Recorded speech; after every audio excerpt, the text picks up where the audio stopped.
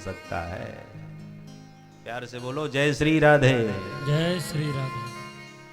सौनकादि ऋषियों की विनम्र वाणी सुनकर के सूत जी महाराज बड़े प्रमुदित हो गए, प्रसन्न हो गए। महात्माओं, तुम्हारे मन में मेरे प्रति इतनी श्रद्धा है तो सर्व सिद्धांत निष्पन्नम संसार भयनाशनम, समस्त शास्त्रों का सार सुनाऊंगा जिसके श्रवण करने से तुम्हारा संसार का भय मिट जाएगा। संसार का भय क्या होता है? संसार का अर्थ क्या है? संसरतीति संसार, जो प्रतिक्षण सरकता जा रहा है उसका नाम संसार। संसार में जो भी हमको दिखाई पड़ रहा है एक ना एक दिन सब सरकने वाला है। सरक माने खिसकने वाला है। शाश्वत कुछ भी नहीं है यहां पर, अनित्य है, एक ना एक दिन नष्ट होने वाला है, इसलिए इसका नाम ही संसार है। बोले साहब दादाजी दिखाई नहीं पड़ रहे, कहां चले गए? बोले वो तो साहब पिछले साल ही सरक गए थे। कहां सरक गए? काल व्याल मुखग्रास त्रास निर्णास हे तबे, श्रीमद्भागवतम शास्त्रम कलौ कीरेण भासितम्। काल व्याल मुखग्रास, काल महाव्याल की तरह मुंह फाड़ करके सबको खा जाने के लिए बैठा है। भगवान ने तो अर्जुन को महाकाल का दर्शन भी करा दिया। भगवान तो कालातीत हैं, भगवान ही काल रूप में एक रूप से भगवान जन्म भी दे रहे हैं, सृजन भी भगवान ही कर रहे हैं, पालन भी भगवान ही कर रहे हैं, और अंत में महाकाल बन करके भगवान ही सबका भक्षण भी कर रहे हैं। अर्जुन को दिखा दिया भगवान ने गीता में।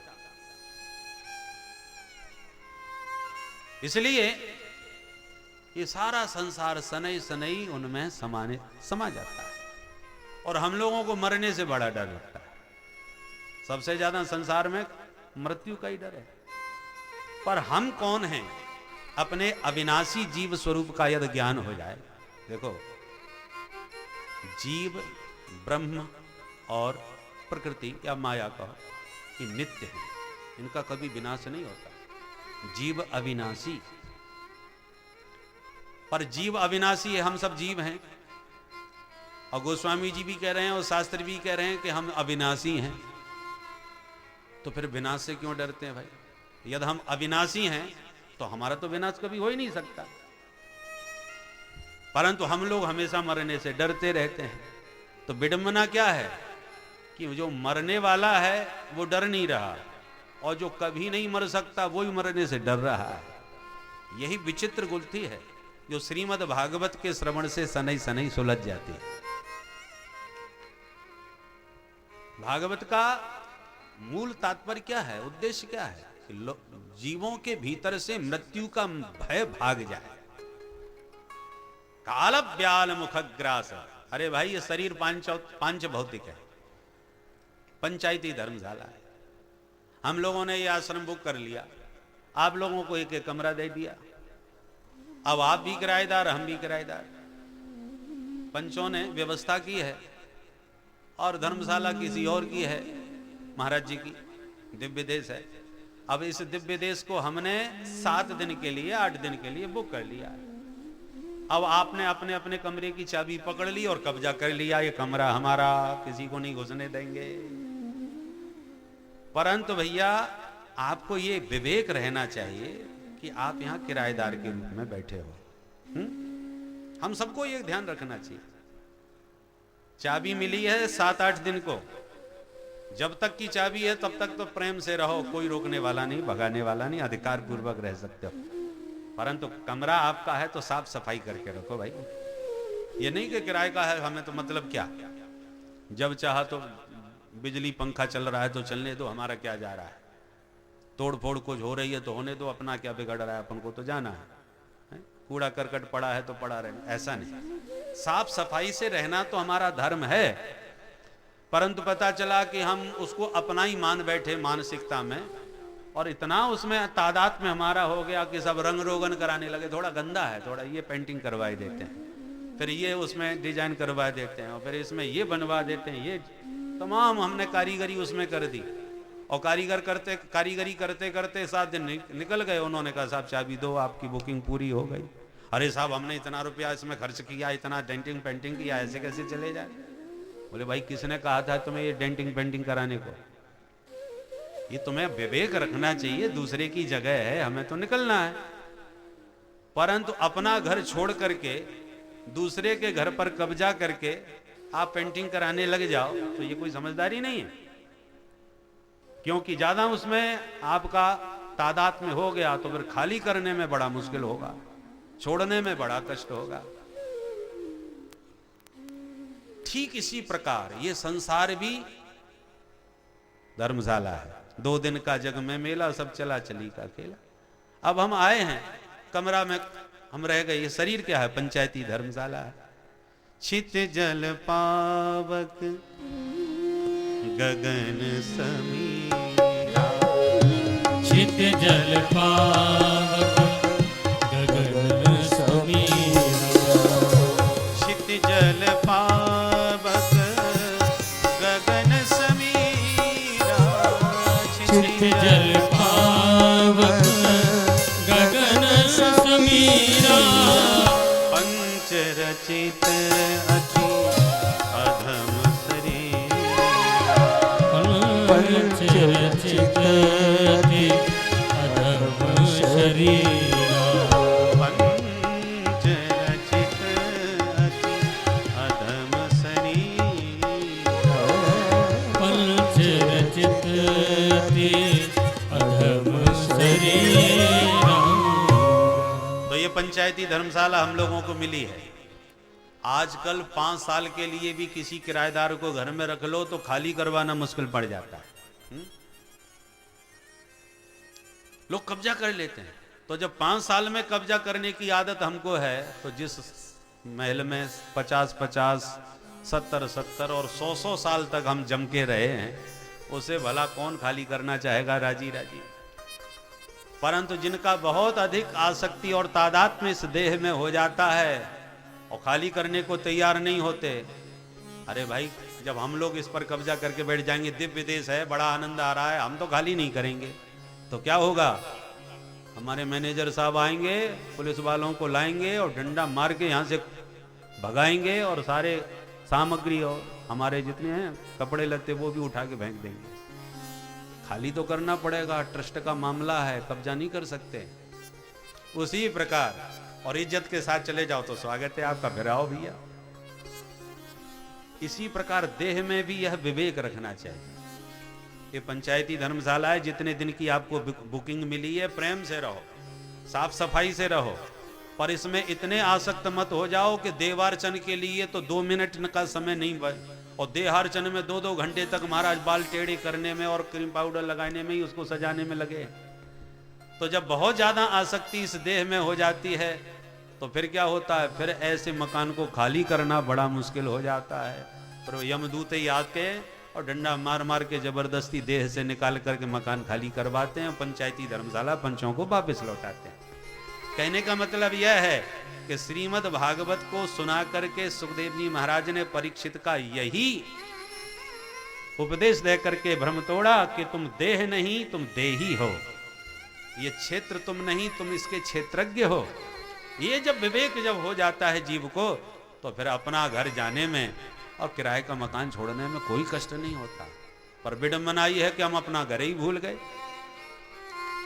उस घर को याद दिलाने के लिए संत और सदगुरु पधारते हैं, वो जीव को आत्मबोध कराते हैं। माया के वो पुजारी, आगे की कुछ खबर है? इस घर से और बढ़कर एक दूसरा भी घर है।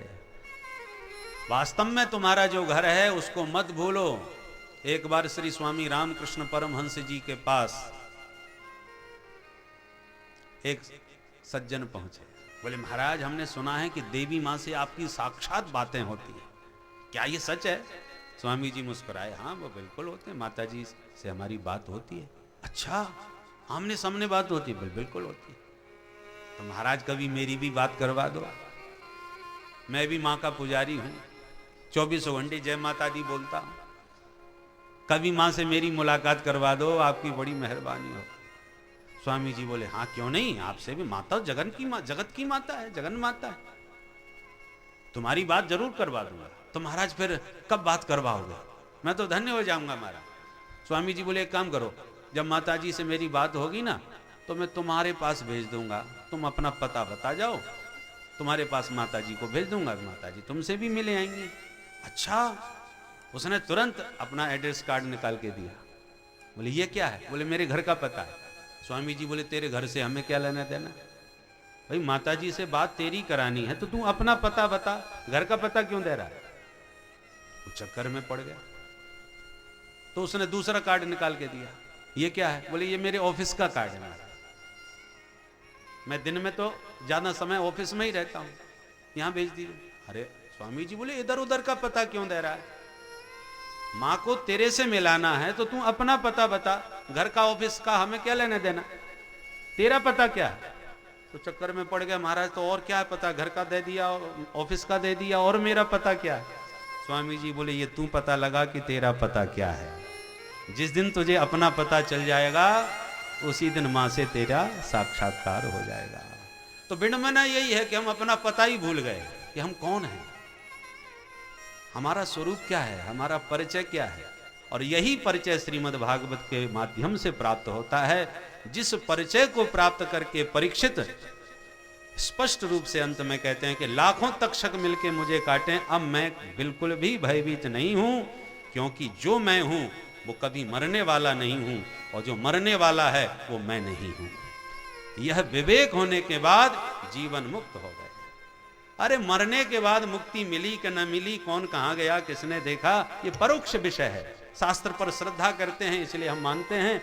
बाकी आज के तार्किक युग में तो लोग कहेंगे मरने के भस्मीभूत से देह से पुनरागमनम कुतः, इस सिद्धांत के उपासक आज ज्यादा।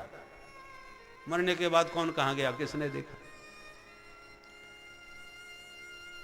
कोई मोबाइल से पूछ भी नहीं सकता कि दादाजी कहां पहुंच गए।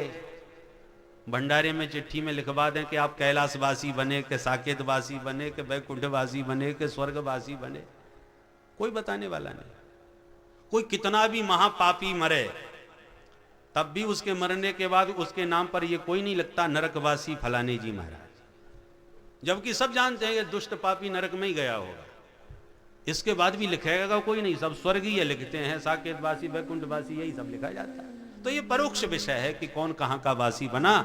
अरे श्रीमद् भागवत में तो वो चमत्कार है कि जीते जी आप जीवन मुक्ति का आनंद प्राप्त करें, जीते जी मुक्त हो जावें तो जीवन मुक्ति का आनंद है। मरने के बाद तो मुक्ति मिलेगी, वो तो परोक्ष में, प्रत्यक्ष जीवन में मुक्ति का आनंद प्राप्त हो जाए, वो आनंद श्रीमद् भागवत से परीक्षित को प्राप्त हुआ था। वही प्राप्त करना ही भागवत के श्रवण की सार्थकता है।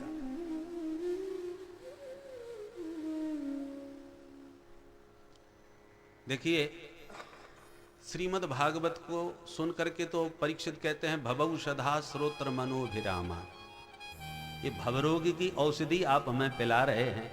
ये औषधि कैसी है? श्रोत्र मनोभिरामा, सुनने में बड़ी मनोहर है, बड़ा आनंद आता है।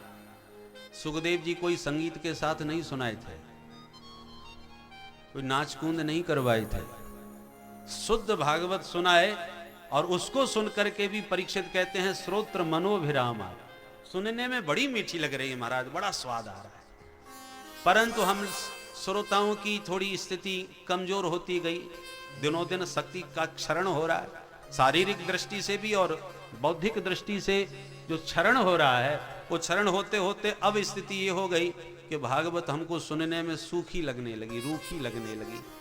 कोई विशुद्ध भागवत का ज्ञान परोसने लगे तो या तो लोग सो जाएं या खिसक जाएं, बाकी पचाना बड़ा मुश्किल हो गया। एक जमाना था लोग घी पी जाते थे।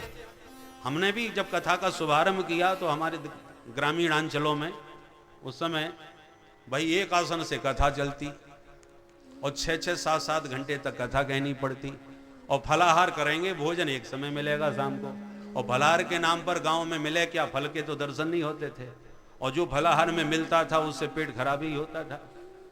तो हम लोग क्या करते थे, घी एक कटोरी में खूब कड़क किया, उसमें थोड़ा सा काली मिर्च और मिश्री मिलाई और गटक गए, और घी पी करके बैठ गए तो भूख भी नहीं लगती थी और मुंह भी नहीं सूखता था, ऊर्जा भी पूरी मिल जाती थी। क्योंकि शुद्ध घी मिलता था गौ माता का, तो जो पच भी जाता था और लाभप्रद भी होता था।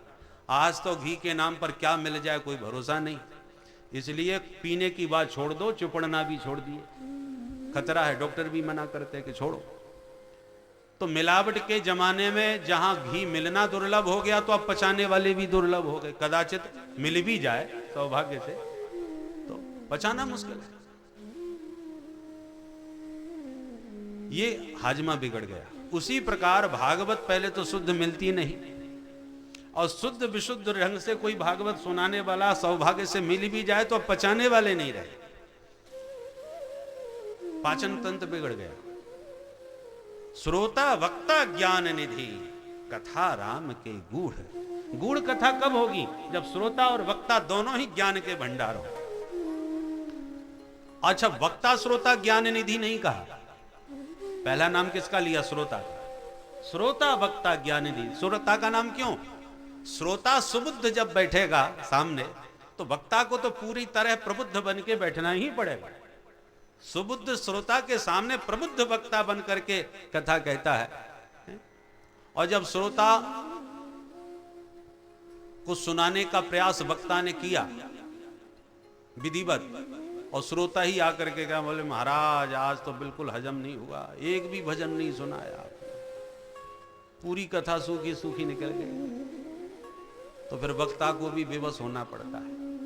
परंतु एक बात यहां पर अवश्य निवेदन करूंगा, चूंकि यहां कथा व्यासों का केंद्र है। देखिए, सदगुरु को वैद्य बताया गया है। वक्ता धर्माचार्य जो व्यासपीठ से बोलते हैं वो वैद्य के स्वरूप में होते हैं, डॉक्टर। मरीज वैद्य के अनुसार चलता है, वैद्य मरीज के अनुसार नहीं चलता। वैद्य को लगता है कि इंजेक्शन देना ही पड़ेगा तो देना ही चाहिए, और श्रोता कह वो यदि मरीज कह के नहीं साहब मैं तो सुई किसी हालत में नहीं लगवा सकता, तो फिर वैद्य को चाहिए, डॉक्टर को चाहिए कि हाथ जोड़ ले तो इलाज किसी और से करवाइए, क्योंकि बिना इंजेक्शन लगाए तुम ठीक नहीं हो सकते। गोलियों से कोई मूर्ख बना सकता है तुम्हें इलाज के नाम पर, बाकी तुम ठीक नहीं होगे, तो इंजेक्शन देना पड़ेगा। और हम लोग वैद्य में विश्वास रखते हैं, डॉक्टर पर विश्वास कर दे, भले ही वो कोई भी अंग निकाल ले, आजकल तो सब चलता है, पर फिर भी हम लोग विश्वास के बल पर उसके हॉस्पिटल में जाके लेट जाते हैं, डॉक्टर साहब करो इलाज। अब वो क्या कर रहा है उस पर विश्वास ही तो होता है भाई। जब हम ये सब विविध समाचार सुनने के बाद भी डॉक्टर पर विश्वास करने के लिए बाध्य हैं, विवश हैं, कोई चारा नहीं। क्यों? क्योंकि हम बीमार हैं। जो बीमारी को समझ रहा है, रोग को समझ रहा है, रोगी की पीड़ा को समझ रहा है, वो जरूर इलाज करवाएगा, ढूंढ के कहीं भी कोई भी वैद्य मिले। पर जिसको अपनी बीमारी का ही पता नहीं है, उसके पास डॉक्टर भी खुद आके इलाज करना चाहे कि तेरे लक्षण बता रहे हैं कि तेरे भीतर ये बीमारी के लक्षण हैं, और वो कहेगा तुम फालतू में हमको बीमार रोगी बनाए जा रहे हो, हम तो बिल्कुल ठीक हैं, खा रहे हैं, पी रहे हैं, चल रहे हैं, फिर रहे हैं। बोले वो तो ठीक है, पर तुम्हारी पीली आंखें बता रही हैं कि तुमको पीलिया हो गया, अभी पता नहीं चल रहा, बाद में बहुत खतरनाक स्थिति बन जाएगी। तो रोग का पता ना हो तो आप डॉक्टर से ही भिड़ जाएंगे, इलाज जल्दी कराने को तैयार नहीं होंगे। परंतु यदि पीड़ा का अनुभव हो रोगी को, पेट में दर्द हो रहा है, सिर में दर्द हो रहा है, चक्कर आ रहा है, तो फिर अपने आप ही भाग करके डॉक्टर के पास आएगा, डॉक्टर को उसके पास आने की जरूरत नहीं। उसी प्रकार भवरोग जिसकी समझ में आ गया कि पुनरपि जननम पुनरपि मरणम के अनादि अजस्र परंपरा से हम कब तक ऐसे भटके रहेंगे, अब नो नसानी अब न नसई हूं, बहुत भटक चुका, अब मुझे इसी जन्म में इस भवा टीवी के भय से अपने को मुक्त करना है। ये पीड़ा जब हमारे हृदय में उस रोग की जागृत हो जाती है, तब सदगुरु वैद्य की लगन होती है, कौन वैद्य ऐसा मिले जो इस भवरोगी की त्रसदी से हमें मुक्त करे। तब ईमानदारी से, तब संवेदनशील होकर के हम इलाज कराते हैं, नहीं तो औपचारिकता। हम लोग विद्यार्थी जीवन में जब यहाँ पढ़ते थे दंडी आश्रम में, तो होम्योपैथिक एक वैद्य थे, आयुर्वेदिक और होम्योपैथिक फ्री दवा होती थी विद्यार्थियों को। तो कोई बीमारी नहीं हो, पर वो गोली जो मीठी मीठी गोली होम्योपैथिक की ना, वो खाने में बड़ी मीठी लगती थी, तो बीमारी कुछ नहीं होती, फिर भी पहुंच जाते थे। तो वैद्य जी जरा पेट आज गड़बड़ है, बढ़िया सी पेट की कोई दवा दे दो। और उन्होंने दबा दी 2-2 गोली 2-2 घंटे बाद, और हम पूरी गोली एक बार में ही गटक जाते, मुंह मीठा करके आ जाते थे।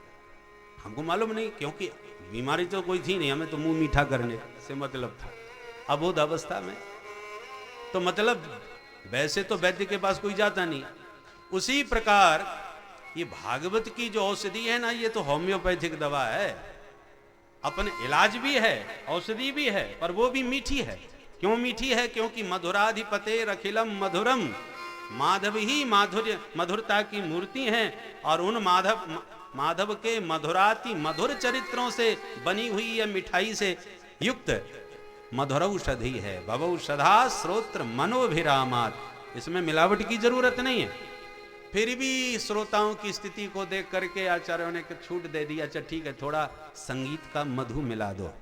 पुराने वैद्य भी मिला देते थे कि रूखी रूखी दवा नहीं जा रही तो चलो शहद के साथ मिला करके चटा दो तो ठीक हो जाएगा।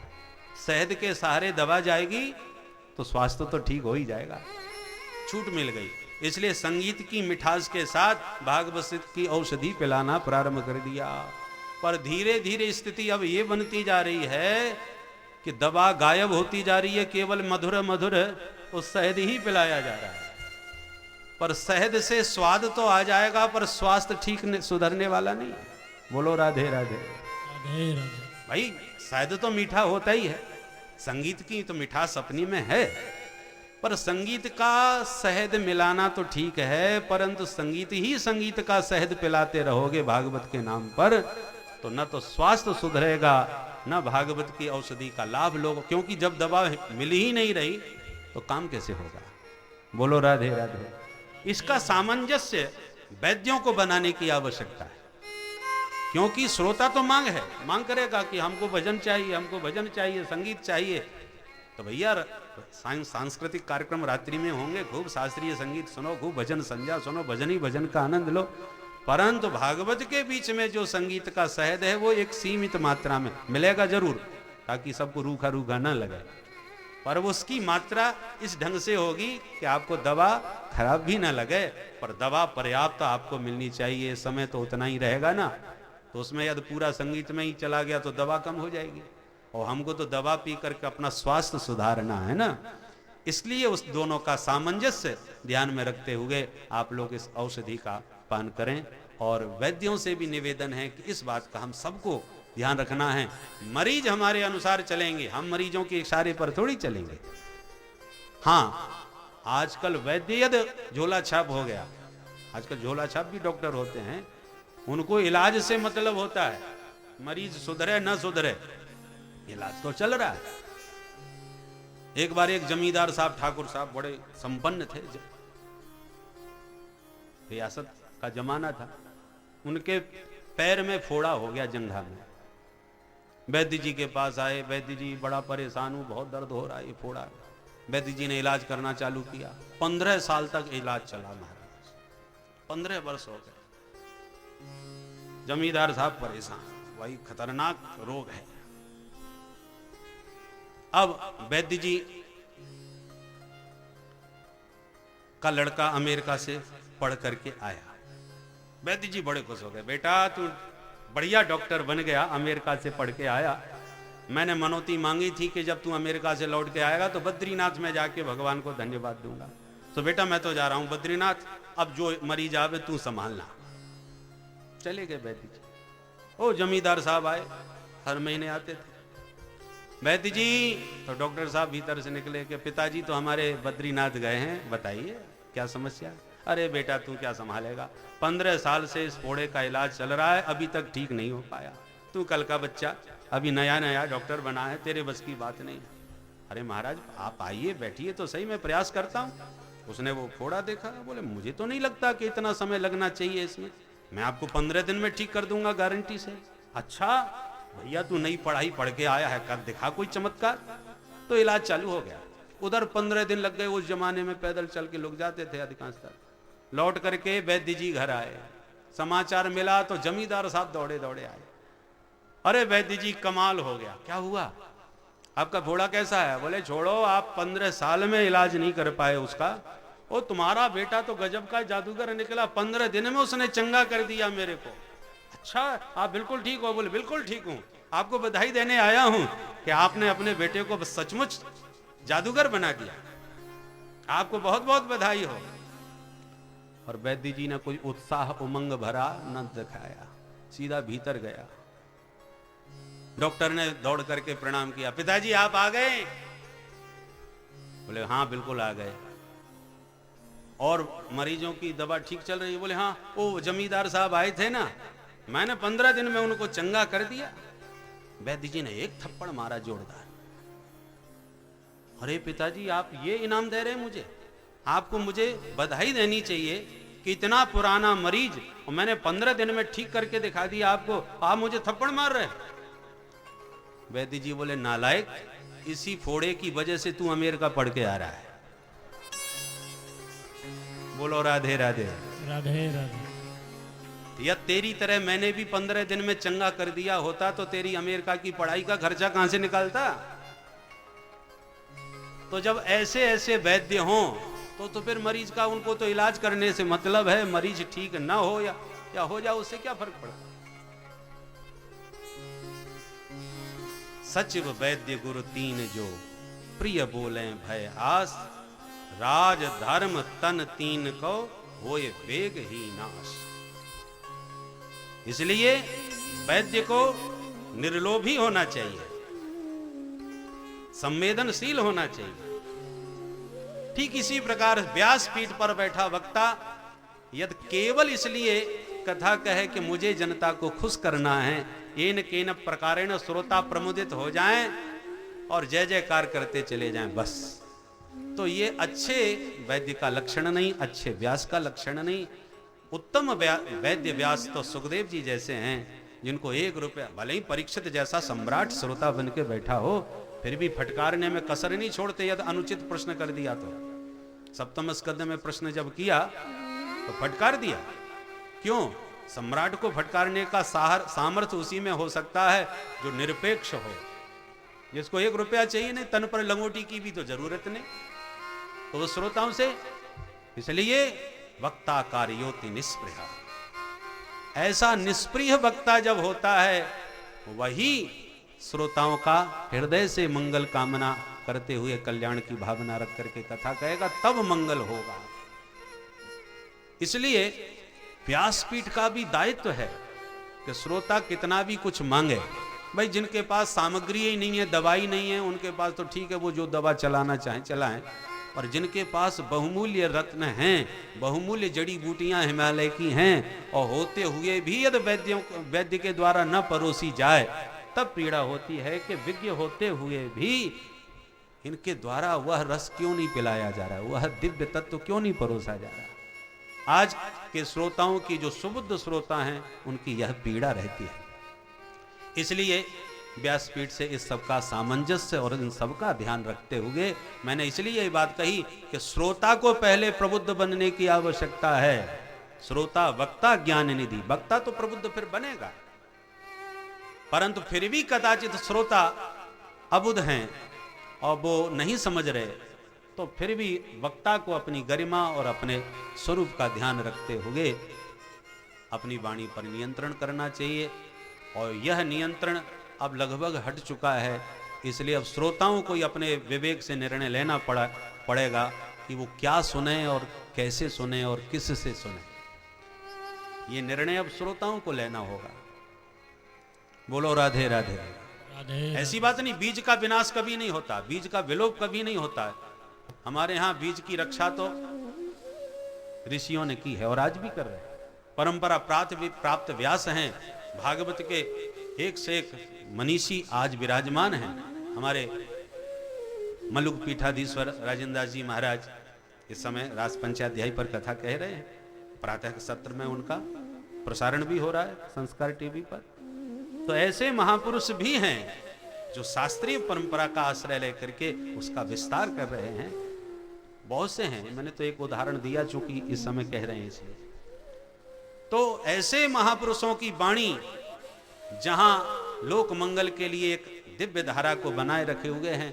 इस समय बाढ़ आई हुई है, भागवत की खूब कथाएं सुनने को मिलती हैं, पर बाढ़ का स्वरूप आप जानते ही हैं। बाढ़ में तुम्हारा छोटे छोटे नदी नाले भी अपने पूरी शक्ति दिखाने लग जाते हैं और सब मिल करके, परंतु जब नदी नाले अपना तटबंध तोड़ करके बहुत विकराल रूप बना लेते हैं तो वो भी बड़ा विचित्र रूप हो जाता है। एक तो पानी में मिलावट होता है, पानी प्रदूषित हो जाता है, और पानी के प्रदूषण के साथ साथ जब तटबंध टूट जाते हैं, जे गावे या चरित सम्हारे, तो तट है ये, और जब तट टूट जाता है तो वही जलधारा जहां प्यास बुझाने के लिए और सिंचन करने के लिए नहर के रूप में निकाली गई थी, तटबंध तोड़ दे तो वही विकराल रूप धारण करके अनिष्टकारक भी बन सकती है। इसलिए